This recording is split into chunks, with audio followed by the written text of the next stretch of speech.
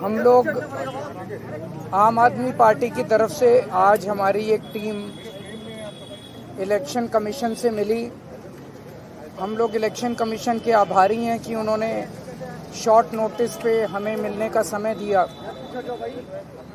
हमने election commission के सामने 3000 पेजेस के सबूत रखे कि किस तरह से भारतीय जनता पार्टी दिल्ली के मौजूदा लोगों के, जो लोग अपने अपने घरों में कई कई सालों से रह रहे हैं, उन लोगों के बहुत बड़े स्तर के ऊपर हजारों की तादाद में वोट कटवाने का षड्यंत्र रच रही है। हमने उनके सामने रखा कि किस, और ये जो वोट कटवाए जा रहे हैं ये अधिकतर गरीब लोगों के, एससी लोगों के, दलितों के, पूर्वांचली लोगों के, जो कि झुग्गियों में रहते हैं, कच्ची कॉलोनियों में रहते हैं, ऐसे लोगों के वोट कटवाने का षड्यंत्र रचा जा रहा है। और आप सोच सकते हो कि एक वोट का मायना क्या होता है एक आम आदमी के लिए। एक वोट बनने से वो इस देश का नागरिक बनता है। तो जब आप किसी वैलिड आदमी के, लीगल आदमी के वोट कटवा देते हैं तो उसका नागरिकता का आधार आप छीन रहे हैं, इस देश में रहने का अधिकार छीन रहे हैं। और इसके अलावा वोट के आधार पे बहुत सारे बेनिफिट्स उसको सरकार से मिल रहे हैं, उन सारे बेनिफिट से आप उनको वंचित कर देते हैं।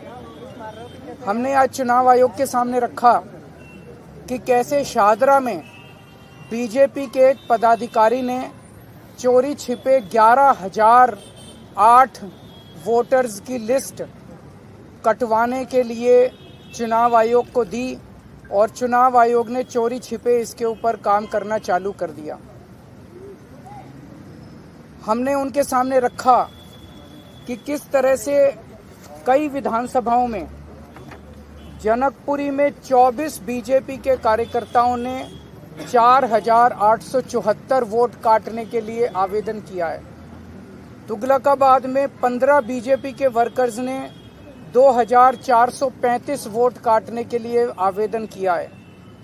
तुगलकाबाद के एक पोलिंग बूथ की तो कहानी बहुत ही अजीबोगरीब है। बूथ नंबर 117, इस बूथ पे 1337 टोटल वोट हैं।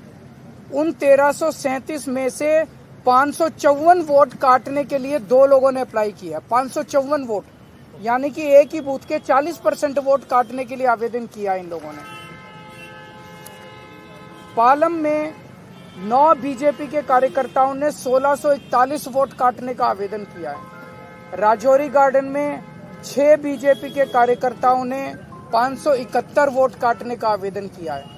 हरिनगर में 4 बीजेपी के कार्यकर्ताओं ने 637 वोट काटने का आवेदन किया है। करावल नगर में 2 कार्यकर्ताओं ने 3,260 वोट काटने का आवेदन किया है।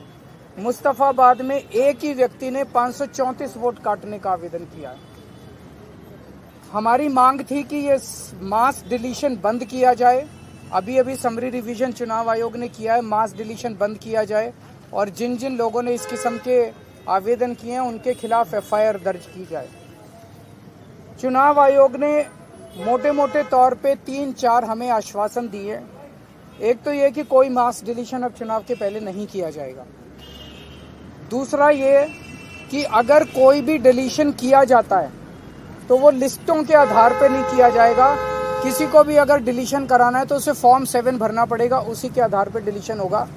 और अगर चुनाव आयोग तय करता है कि कोई डिलीशन होना है तो उस पर पहले फील्ड इंक्वायरी होगी और फील्ड इंक्वायरी में BLO जो है वो अपने साथ बाकी पार्टियों के पदाधिकारियों को, रिप्रेजेंटेटिव्स को भी साथ लेके जाएंगे। तो सभी पार्टियों के रिप्रेजेंटेटिव्स के साथ फील्ड इंक्वायरी होगी और उस फील्ड इंक्वायरी के बाद ही किसी का नाम काटा जाएगा। ये बहुत बड़ा आज एश्योरेंस है चुनाव आयोग का। अगर ऐसा होता है तो हमें लगता है कि गलत डिलीशन सारे बंद हो जाएंगे। एक और बात कही गई कि अगर कोई एक आदमी 5 से ज़्यादा डिलीशन के लिए अप्लाई करता है तो उस मामले में SDM को खुद फील्ड इंक्वायरी के लिए जाना पड़ेगा और उस फील्ड इंक्वायरी में बाकी पार्टियों के लोग भी साथ जाएंगे। हमने जब इंसिस्ट किया तो चुनाव आयोग ने भरोसा दिलाया है कि जिन लोगों ने फर्जी डिलीशन के लिए अप्लाई किया है उनके ऊपर FIR करने के ऊपर चुनाव आयोग विचार करेगा। तो मुझे लगता है कि काफ़ी सकारात्मक मीटिंग रही चुनाव आयोग की। जो आज एश्योरेंसेस चुनाव आयोग ने दिए हैं अगर ये सारे एश्योरेंसेस पूरे हो जाते हैं तो मैं समझता हूँ कि दिल्ली के लोगों को फिर मास डिलीशंस की जो एक चिंता है वो चिंता करने की जरूरत है। खबर को अभी लाइक करें, शेयर करें, अभी चैनल को सब्सक्राइब करें।